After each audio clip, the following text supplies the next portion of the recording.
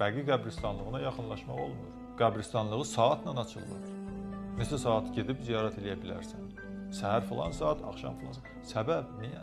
Səbəb budur ki, bir şəxsin qəbrini ziyarət eləyəndə istər-istəməz onun barəsində məlumat istəyirsən. Bu düşmənlər bu ziyarəti qadağan eləməklə bu şəxs unudulsun. Bu şəxsin şəxsiyyəti, təfəkkürü, elmi, insanlar bu barədə məlumat toplamasınlar. Onlar barədə həmən ölkədə görərsən ki, heç bir məlumat yoxdur. Nə adlarına bir küçə var, nə adlarına bir məscid var, nə adlarına bir hər hansı bir yerdə qeyd olunur.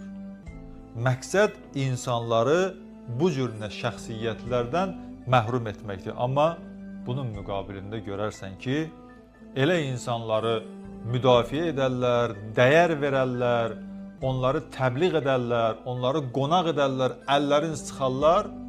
Onlar bugün və tarix boyu həmişə müsəlmanın, möminin qatili olub İslamın düşməni olur.